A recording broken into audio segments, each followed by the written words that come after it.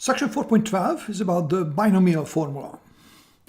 For numbers a, b, real numbers, and m, natural number, we have the binomial formula that a plus b to the m equals to the sum as k goes from 0 to m choose k times a to the k times b to the m minus k.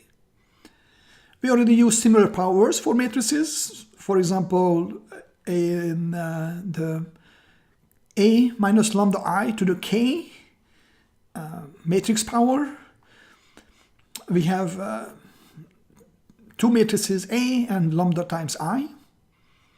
And then we use this for calculating generalized eigenvectors and Jordan forms. For square matrices A and B, we need the additional requirement that they commute, which means that A times B equals B times A for the binomial formula to hold. And then the formula looks the same as for numbers, but now this is for square matrices. A plus b to the m equals the sum as k goes from 0 to m choose k, a to the k times b to the m minus k. And the proof goes by induction. It's not complicated, but it's not closely related to our topics of matrices, so we're not going to go through it. We're not going to go through the proof, but we will need this binomial formula for technical details as a technical tool for later.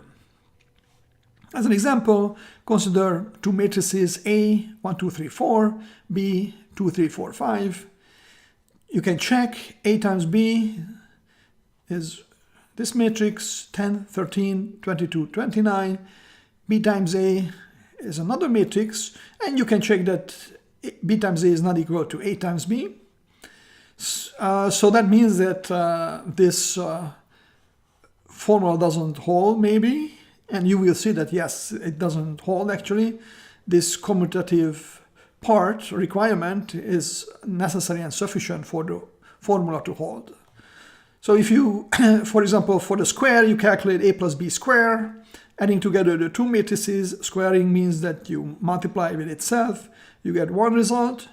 And if you plug in m equals to 2 and calculate this sum, 2 choose k, a to the k, b to the 2 minus k.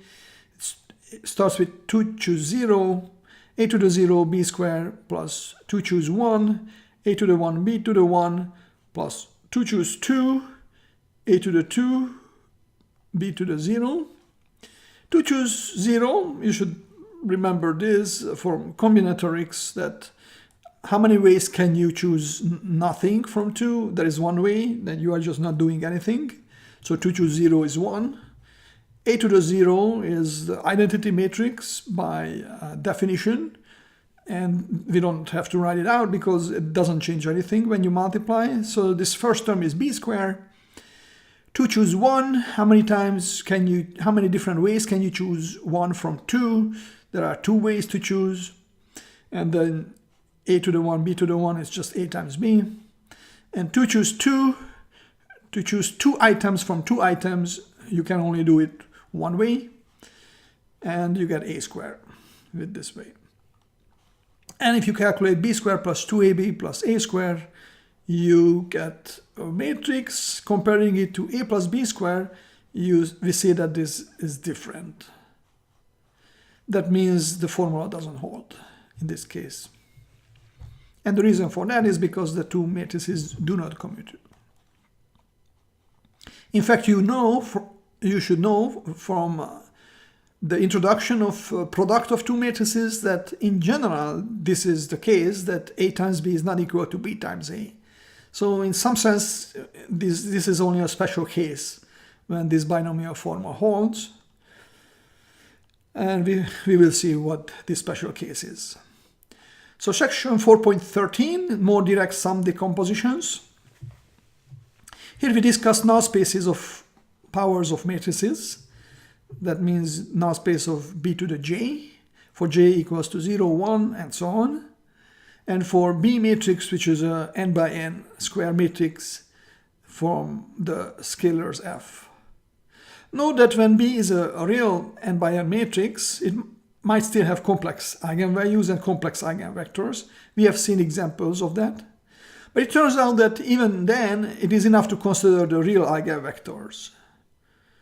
So if you look at the dimension of the space generated by the x vectors from reals, such that bx equals 0, you get the same dimension as the collection of the complex vectors for which b times u equals 0. So they are not the same spaces, since real vectors are definitely different from complex numbers, but the dimension of the vector spaces are the same. And the way we can see this is that if we have x1 through xk vectors that are forming a basis in the real vectors, the basis for this null space, and if you have a complex vector, which is a sum of the real part and the imaginary part, x plus I times y. If this is also from the null space, which means that b times u is 0, then if you calculate what this b times u is, that's b times x plus iy, and the multiplication can be distributed through the parentheses, so we get b times x plus I times by, and that's supposed to be equal to 0, since u is from the null space of B. So this is the 0 vector, but then that means that separately the real part and the complex part must be 0, so bx is 0 and by is 0. That means that the x and y vectors are now real vectors, and they are in the null space of B, and hence they can be expanded in the x1, xk basis, real basis. And that means that x can be written as a linear combination of these basis vectors. So the sum of aj, xj as j goes from 1 to k. And similarly, y can be written as a linear combination bj, xj, sum as j goes from 1 to k. So combining these two together into the u vector back, this complex vector from the null space of B, this is x plus iy.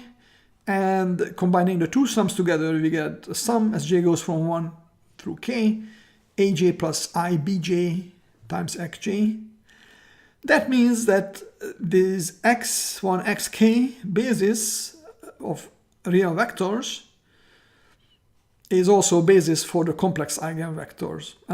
Not eigenvectors, I'm sorry, these are the null space.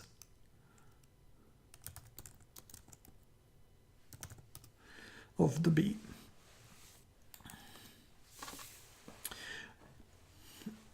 And we can also see, by the way, that the real and the complex parts are separately null space vectors.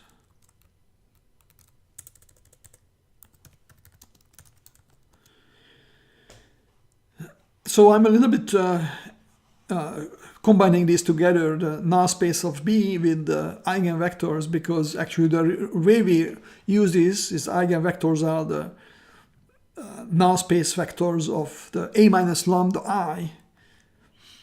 So then looking back at this eigenvector business, if lambda complex number was an eigenvalue for B, real vector or a real matrix, with associated complex eigenvector u, which has the form of x plus iy, then bu equals to lambda times u, and we get that the conjugate of b times u is the conjugate of lambda times u. But since b is real, the way we conjugate is that we only conjugate the u vector, which is complex, and on the right hand side we conjugate the product factor by factor, so you get lambda conjugate times u conjugate.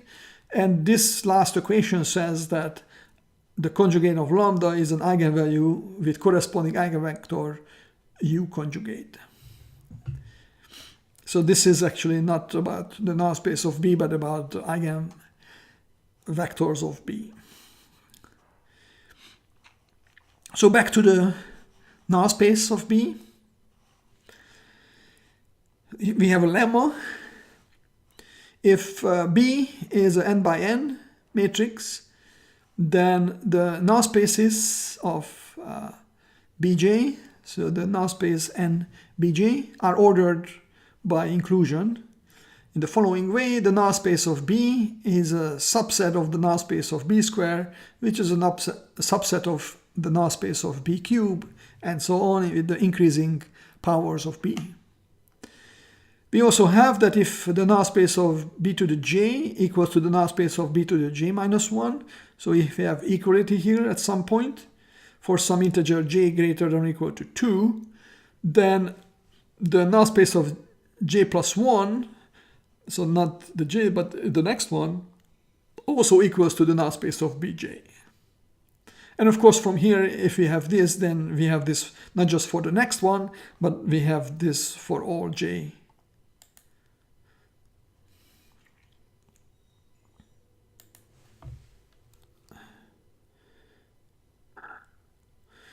So that's not necessarily greater than or equal to 1, but for all j further on.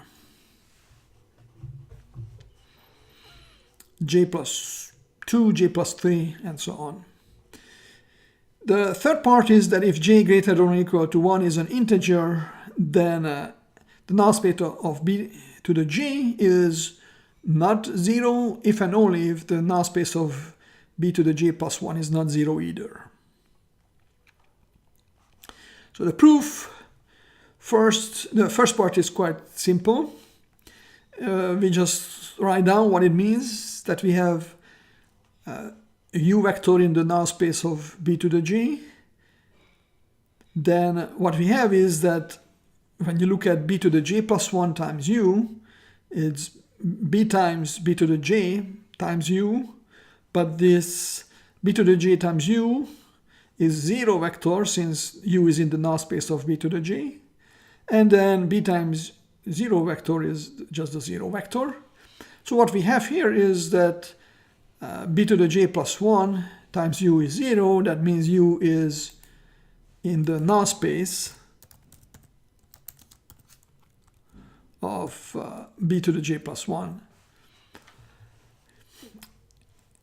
So that means the null space of B to the j is in the null space of B to the j plus 1, and so on, which means we have all this inclusion with increasing powers. Second part, suppose that the null space of B to the j equals to the null space of B to the j minus 1 for some integer j greater than or equal to 2. And then let u be a vector in the null space of B to the j plus 1.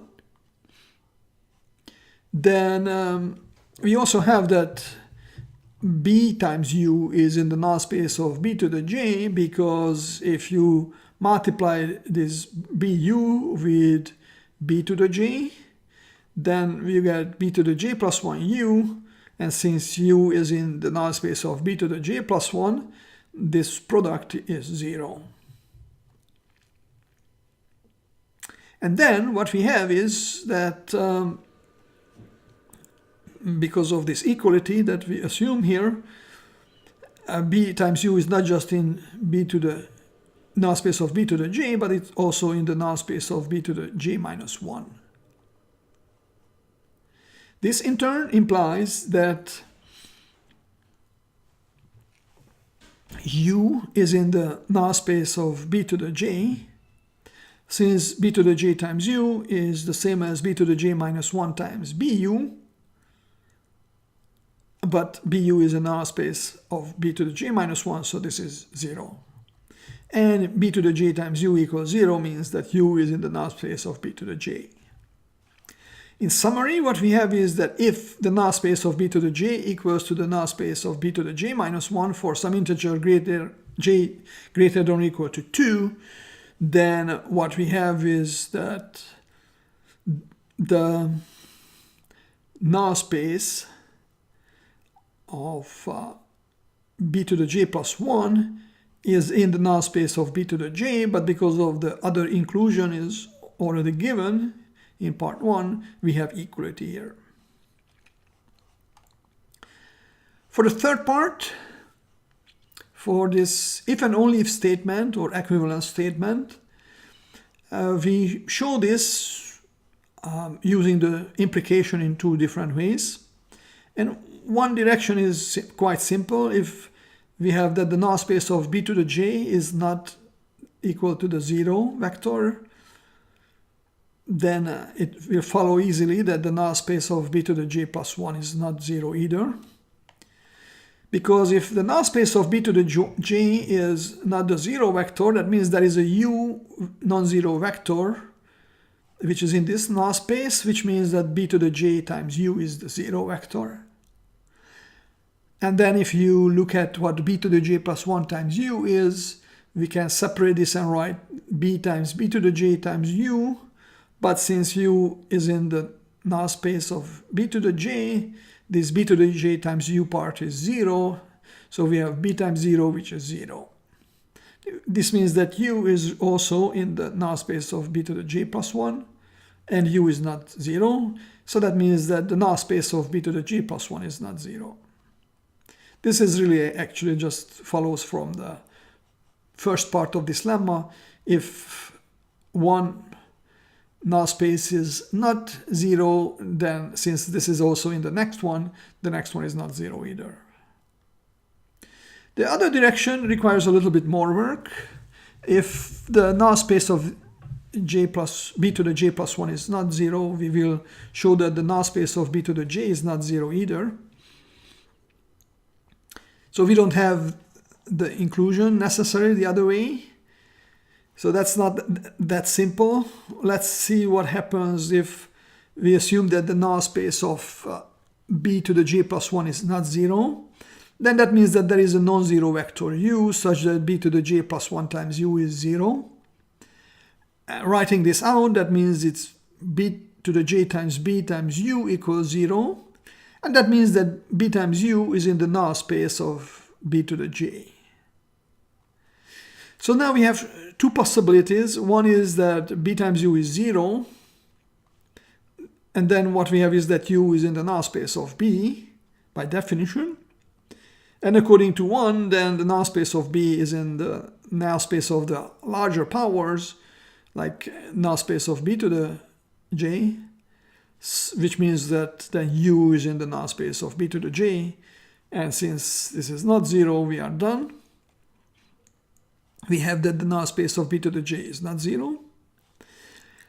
If we have that this bu is not 0, this bu vector, b times u vector, then the reason we are done, because if you consider this v vector, which is b times u, this is already in the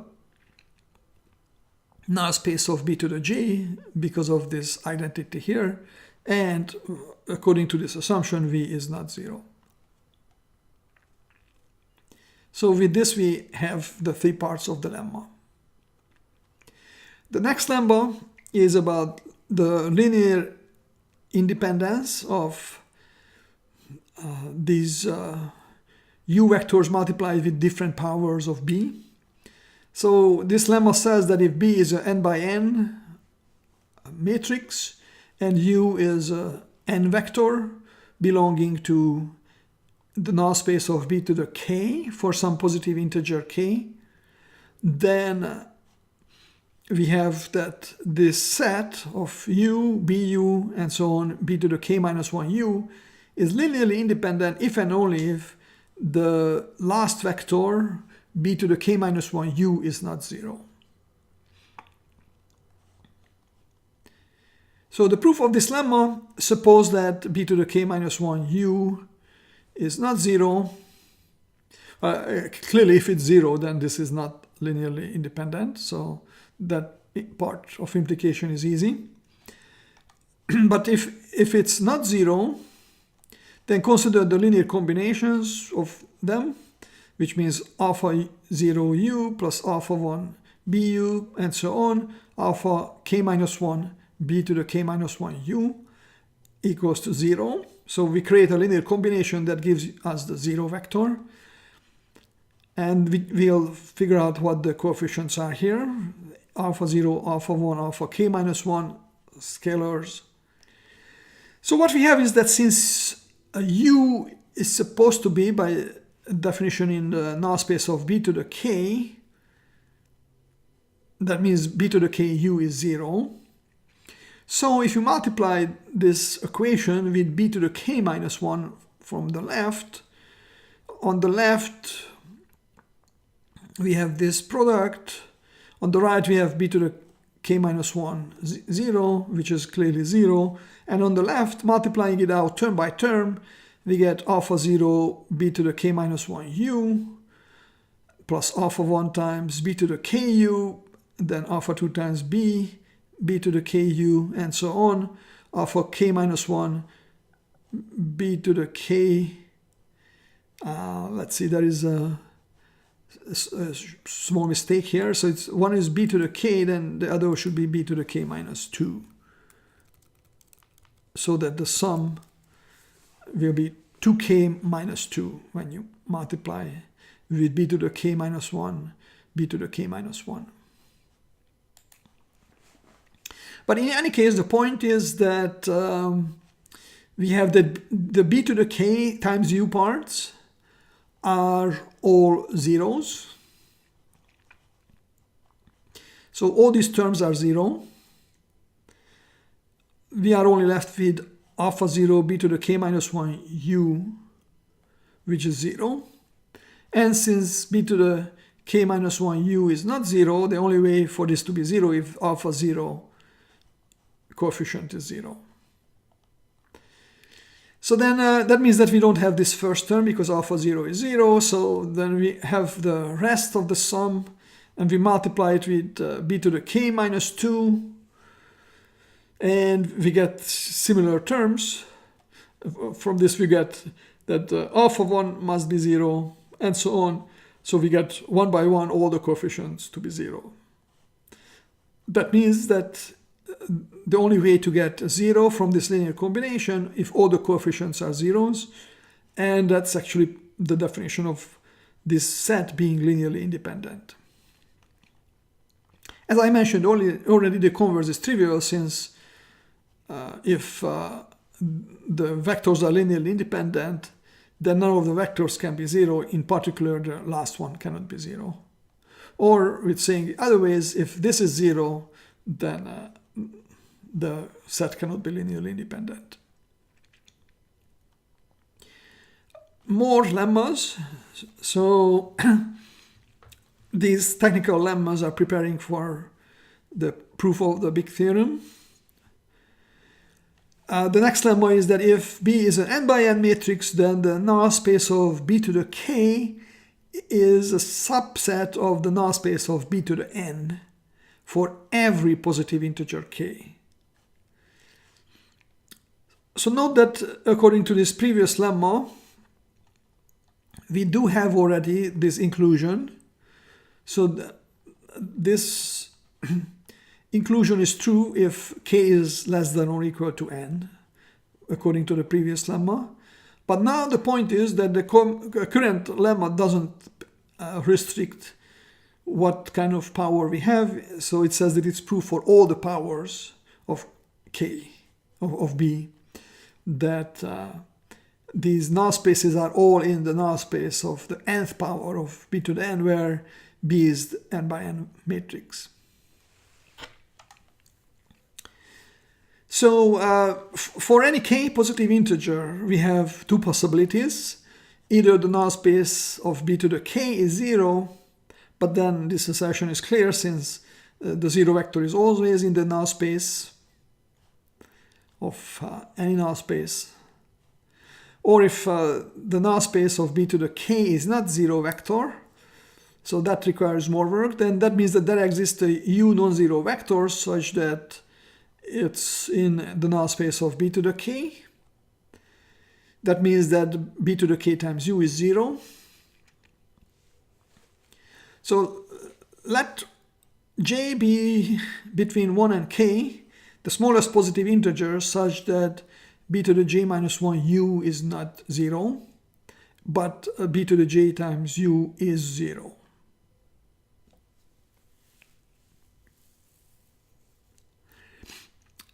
So it might be the k, because we already know that b to the k times u is 0, but maybe there is a smaller one.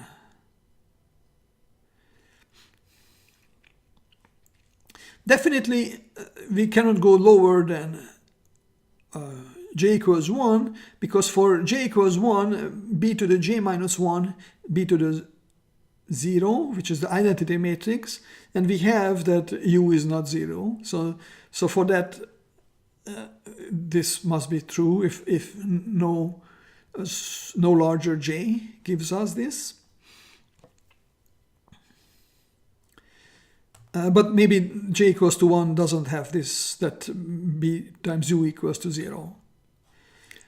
So this one is satisfied to b to the k, u equals 0, and the other one is satisfied for j equals 1. And then in between j equals 1 and j equals k, we must have one at least, for which this is satisfied. It's also interesting that we have to use here actually the well-ordering principle, because we are looking for a smallest positive integer from a subset of the natural numbers, from a finite subset. All right, so once we fix this j, we have that the null space of b to the k is a subset of the null space of b to the j. And the reason for that is because we have a u in the null space of b to the k, and we need that b to the j times u is also 0, which means that u is also in the null space of b to the j. So that comes from the definition of j, actually. Basically, that's the definition of b to the j, that's a superset of the null space of b to the k. Then, according to the linearity of or linear independence of these, the previous lemma about the linear independence of these vectors, we have this set u, bu, b to the j minus 1 u is linearly independent because none of these are zeros. Actually, what we only need is that b to the j minus 1 u is not 0. And then the lemma guarantees that this is linearly independent. And this implies that j, the number of vectors here, must be less than or equal to n, since we are working in an n space. That means we cannot have more than n linearly independent vectors. And if you count them, so the first one corresponds to b to the 0, u is b to the 0 times u. So we have 0, 1 up to j minus 1, that's exactly j vectors. So the number of vectors j must be less than or equal to n. Then, what we have is that the null space of b to the j is before the null space of b to the n in this inclusion lemma.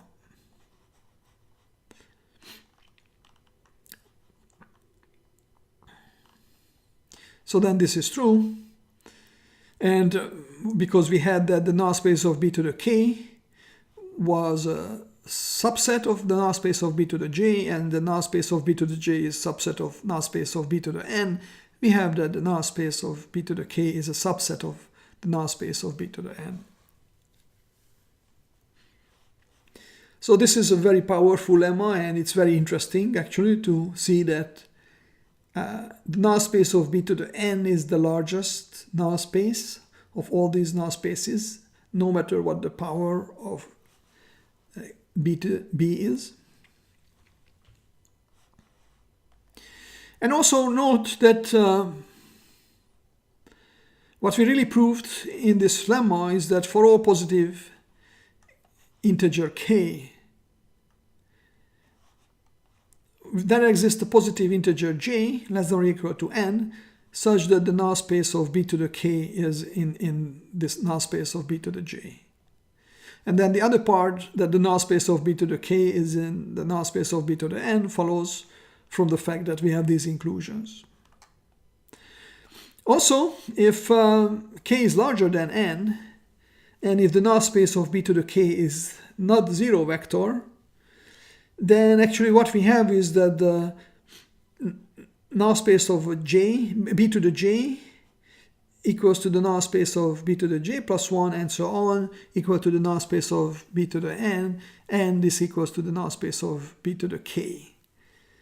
Yeah, so because we have this inclusion from left to right, according to the previous lemma, automatically the inclusion goes from lower powers to larger powers, and because now in this lemma we proved that for any large power we have a lower power that it's there, that means that we must have equality over these parts. Next lemma,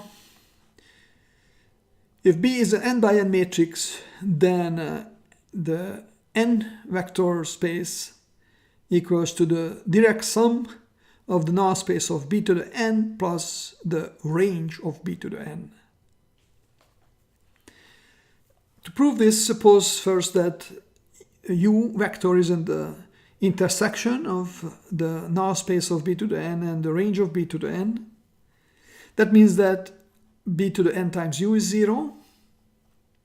And it also means that there is a v vector, n vector, such that u equals to b to the n v, because it's in the range of b to the n. So then that means that substituting into this equation u equals b to the n v, we get that b to the 2n v, which is b to the n u, equals to 0. And that means that v is in the null space of b to the 2n. But according to the previous lemma, this null space of b to the 2n is a subset of the null space of b to the n. So that means that v is also in the null space of b to the n, which means that u, which was b to the n times v, equals to 0. We started saying that u is in the intersection of these two spaces, vector spaces, then it must be the 0 vector. So that means the sum is definitely a direct sum. And the only question now whether or not this is the whole space. But it is according to the principle of conservation of dimensions, since that exactly says that the dimension of the range of b to the n plus the dimension of the null space of b to the n, because b to the n is a n by n matrix, not because of the power, but because of the size of the B matrix and the B to the n matrix, this equals to n. So we prove that this sum is direct sum, and it gives us the whole n vector space. Next lemma, this is about the null space of, so this is almost the matrix eigenvalue problem. It says that if B is a n by n matrix and lambda is a non-zero complex number, then the null space of b plus lambda I to the n is in the range of b to the n. So this is not a typo here, this is just b to the n, while on the left hand side this is b plus lambda I to the n. Also know that different from the book is that I'm not writing the subscript n for the identity matrix. It's obvious that whatever identity matrix we are using here must be of the same size as the other matrix around it. So I felt that this is just extra unnecessary writing to keep indicating the size of the identity matrix. It's whatever size it has to be. In this case, it has to be n by n identity matrix. So the proof of this lemma, let's start from the left-hand side. If u is in the null space of b plus lambda I to the n, for b plus lambda I to the n, we will use the binomial formula, which is that a plus b to the m equals the sum as k goes from 0 to m choose k, a to the k, b to the m minus k. So now we have b and lambda I instead of a and b. Note that these two matrices commute because lambda I is a diagonal matrix.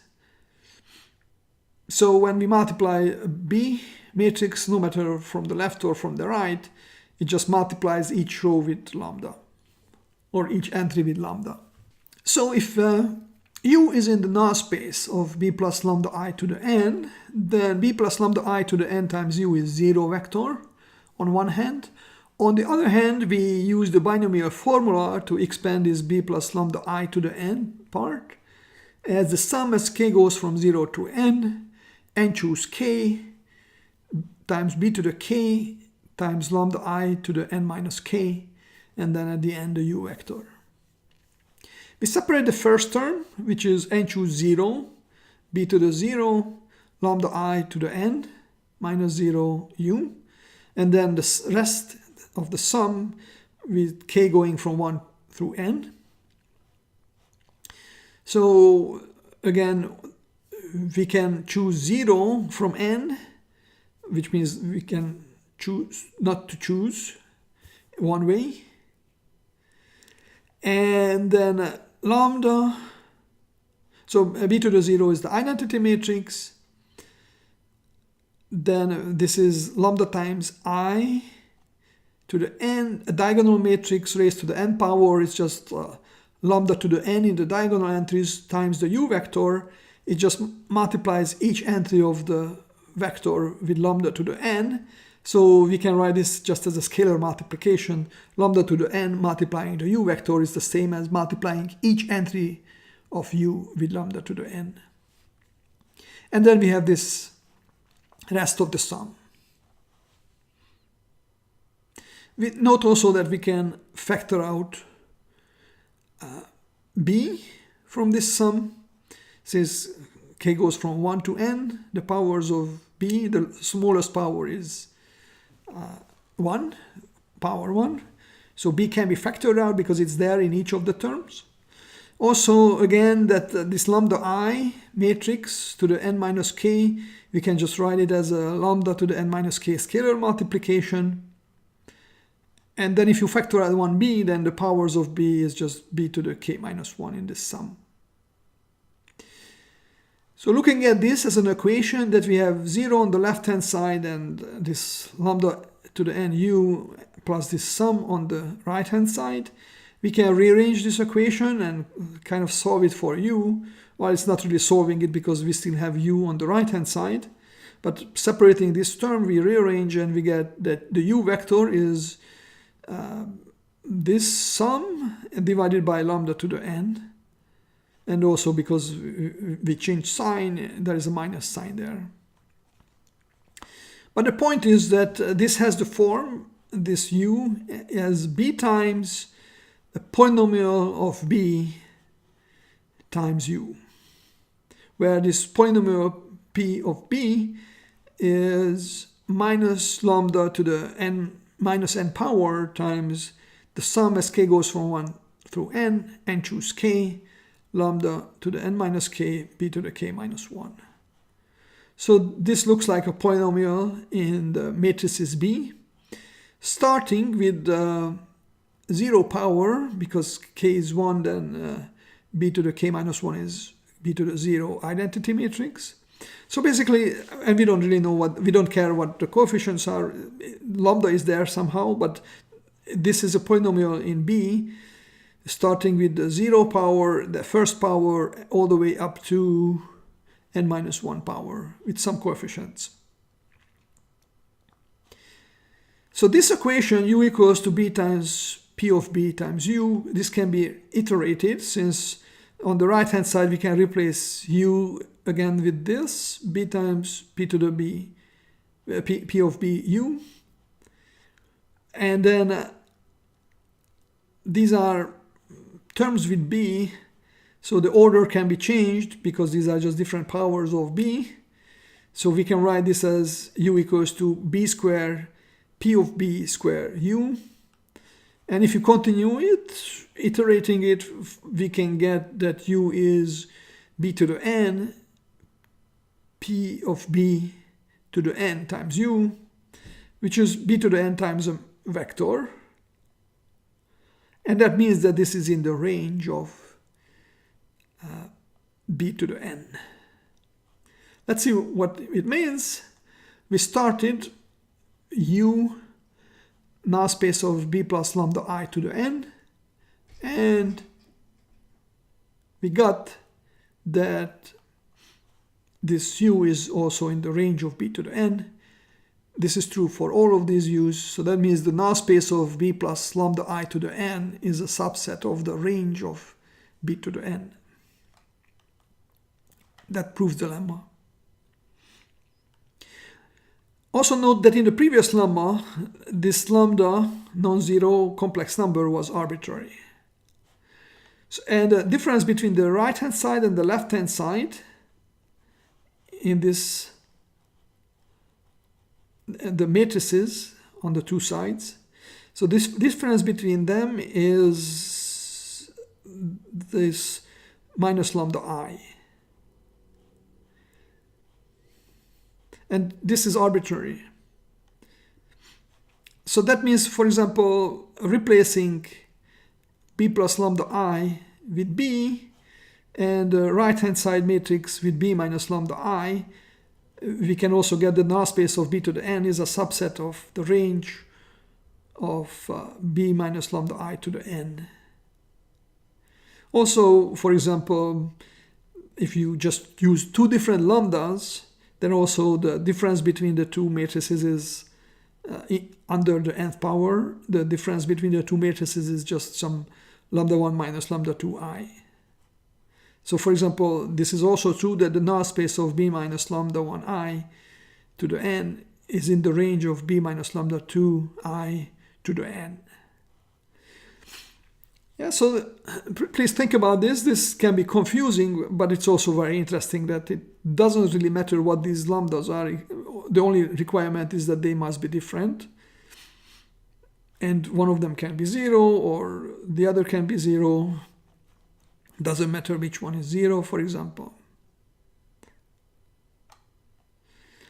So now we are in the position to prove the generalized eigenvectors corresponding to distinct eigenvalues are linearly independent. Let uj be eigenvectors of a minus lambda ji to the n. So that means that the product of this with uj is 0 for j going from 1 through k, corresponding to distinct eigenvalues lambda 1, lambda k. So these are generalized eigenvectors. And suppose that a linear combination of them with coefficient c1, ck equals to 0.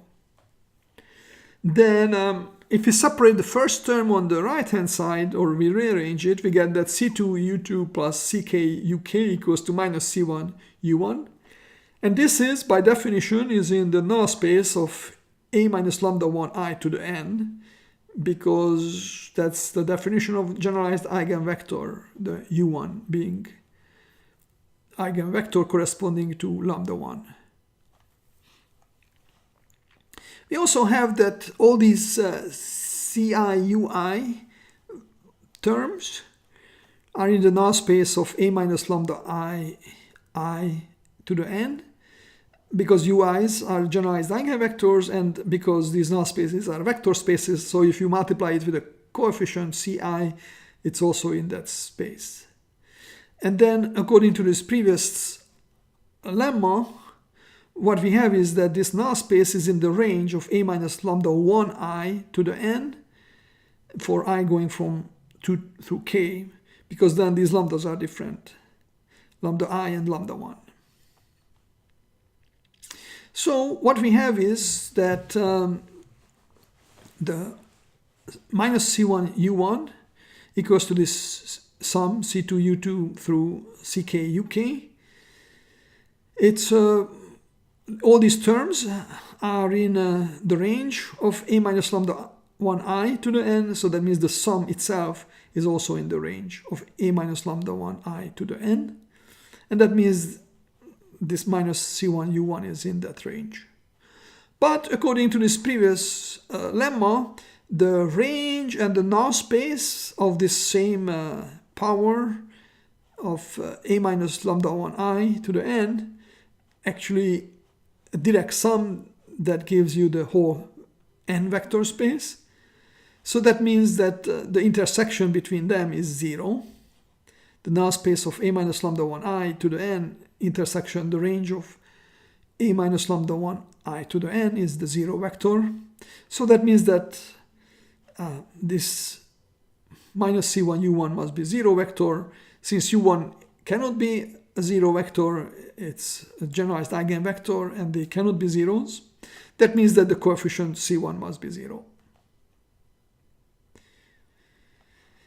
So then we only have this c2u2 through ckuk equals to 0 equation because the first term is eliminated.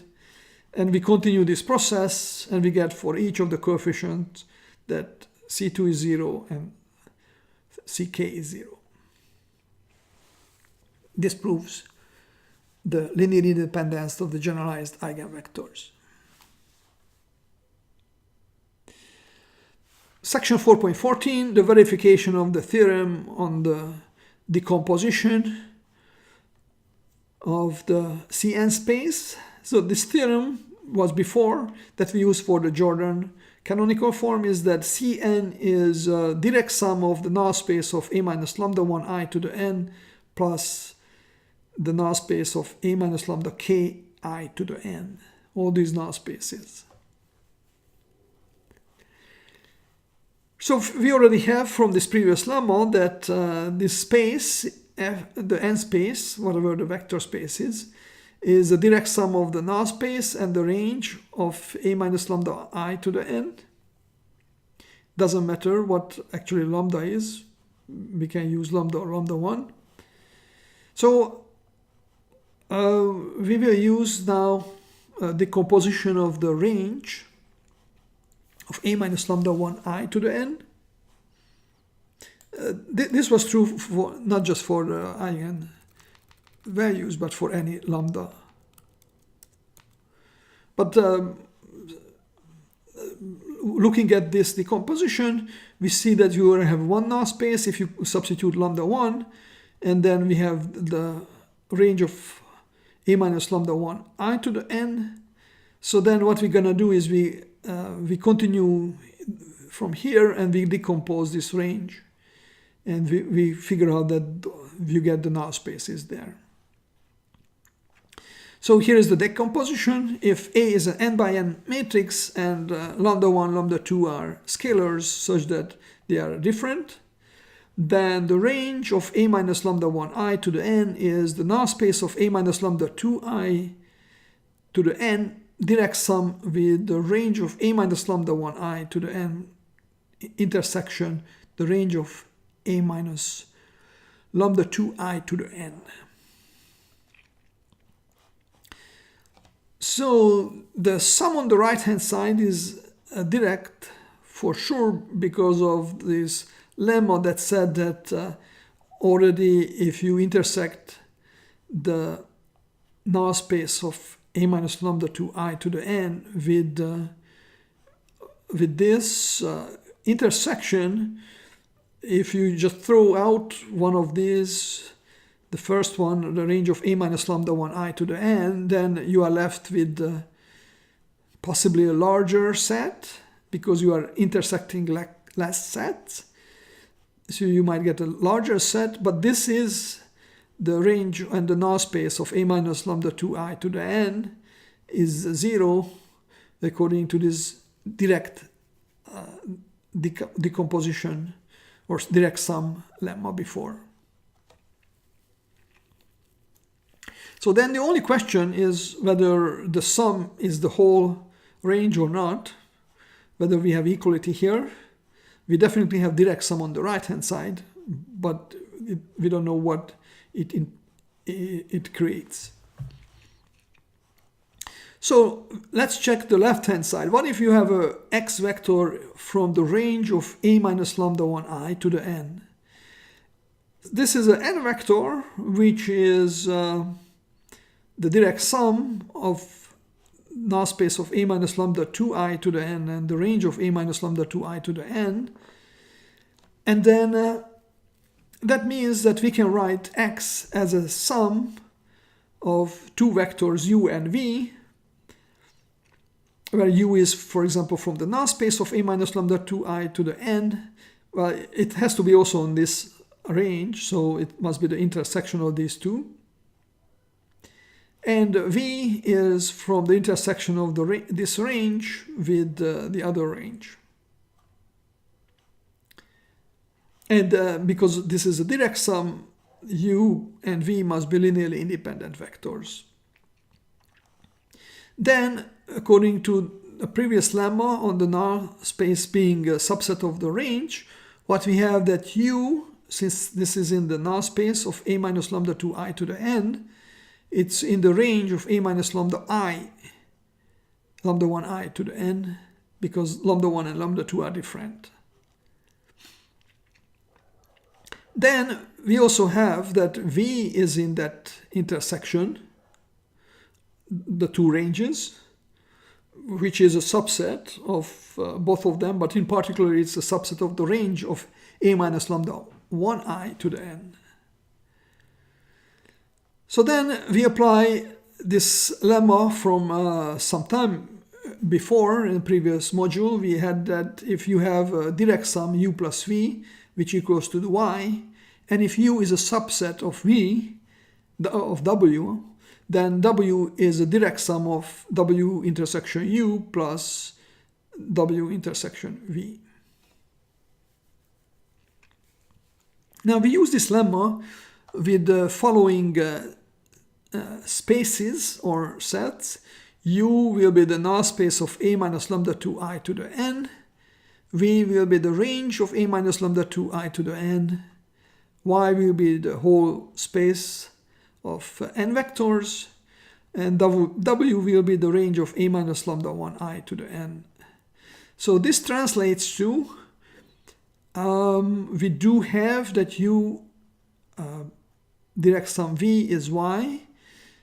This says that the null space of a minus lambda 2I to the n and the range of a minus lambda 2I to the n equals to the whole space. That was the decomposition lemma before. Then we have that u is a subset of w. What is w? The range. So we do have that the null space of a minus lambda 2I to the n is a subset of the range of a minus lambda 1I to the n, according to the previous lemma. And that means that we have the w, which is the range of a minus lambda 1I to the n, equals to the intersection of w and u, which means the range of a minus lambda 1I to the n with the null space, so u is the null space of a minus lambda 2I to the n, and the direct sum of this with w intersection v, which means the range of a minus lambda 1I to the n intersection with v, the range of a minus lambda 2I to the n. This one, let's see, what do we have here? Since this null space, this used to be calligraphic, so this null space is a subset of this range. That means the intersection is just the null space. And then this range is, the intersection of these ranges is just the intersection. We cannot simplify this part. But this actually then, the proof of the lemma, that the range of a minus lambda 1I to the n is the direct sum of the null space of a minus lambda 2I to the n plus the intersection of these two ranges. So we finished the proof of this lemma. Then the next lemma is that if A is an n by n matrix and A has exactly k distinct eigenvalues, lambda 1 through lambda k, complex numbers, then the M intersection of all the ranges of A minus lambda 1i to the n, A minus lambda 2i to the n, A minus lambda k I to the n ranges, the intersection is 0. So the way we show this is that we note that M, this intersection, is invariant under A, because if U is in M, that means that U is in each of these ranges for j going from 1 through k. That means, according to the definition of the range, is that U is equal to A minus lambda ji to the n times some Vj vector. And then if you apply A to this, A times U is A times U minus lambda ji to the n Vj. So because this is polynomial of A, if you expand this, you get a polynomial of A. Then the multiplication is commutative, since we can multiply term by term with A, and then we can go back and factor A on the right hand side from these powers of A. So then what we get is that this is A minus lambda ji to the n times A Vj. But then by definition, this is also in the range of A minus lambda ji to the n, which is in M, since M is the intersection of all this. So starting with U in M, we get that A times U is also in M, and that's the definition of M being invariant under A. Then if M is or was not a zero vector, then we had a theorem before about the invariance of subspace and eigenvectors. So that theorem said, let's check this out what it said some time ago. It said that if you have a non-zero subspace U that is invariant under A, then we have a vector U in this space and lambda complex number such that AU equals lambda U, which means it's an eigenvalue eigenvector pair. So if M is not zero, then according to this theorem, there exists a lambda complex number and a V non-zero vector in M such that A V minus lambda V is 0, which means lambda is one of the eigenvalues of A, say lambda equals lambda of T, and V is in the null space of A minus lambda Ti. But that means that V is also in the null space of larger powers of A minus lambda Ti. That means that V is in the intersection of the null space of A minus lambda Ti to the n, and since it's in M, that means it's also in the range of A minus lambda Ti to the n. According to the previous lemma, this intersection is 0 because this direct sum of these spaces give us the whole space. So that means that V is the zero vector, which is a contradiction because we said that V is supposed to be not a zero vector since it's an eigenvector. If we got to this contradiction that V is not 0 but V is 0, starting with the assumption that M is not 0, that means that M must be 0 vector. So the intersection of all these ranges is 0. So finally, we arrive to the proof of this theorem about the decomposition of the complex n vectors into direct sums.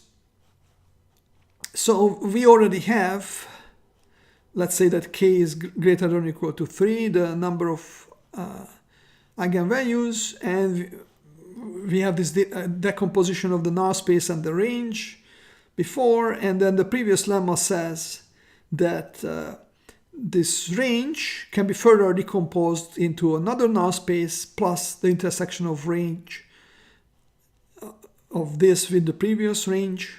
So range of a minus lambda 1i to the n and a minus lambda 2i to the n.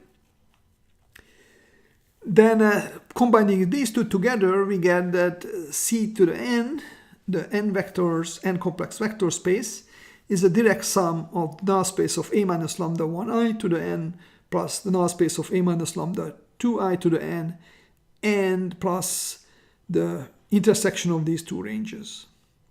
So if you continue applying this lemma, we get that the null space of a minus lambda 3i to the n will be a subspace of the intersection of the ranges of a minus lambda 2i to the n and a minus lambda 1i to the n.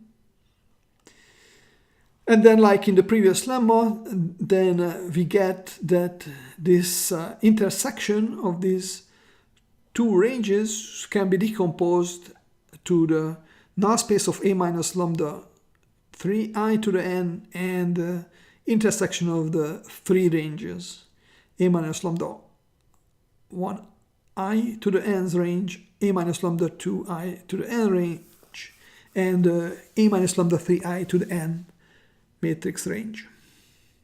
So substituting this into the previous equation, then we get the sum of null spaces a minus lambda 1i to the n, a minus lambda 2i to the n, a minus lambda 3i to the n, plus the intersection of these ranges.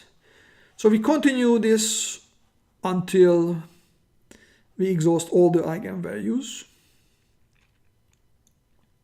And then at the end, according to this previous lemma, when we have all the eigenvalues, finally this intersection is 0. And then all we are left with is the direct sum of the null spaces of all these a minus lambda I to the n matrices. The way we use this result as a reminder is that the U matrix in the Jordan canonical form A equals U, J, U inverse is invertible because it was a full ring, which means that its columns consisted of generalized eigenvectors, and they form the basis in Cn. So the main use of this big theorem was to have these null spaces, and the basis of the null spaces, the generalized eigenvectors, give us a matrix that's invertible.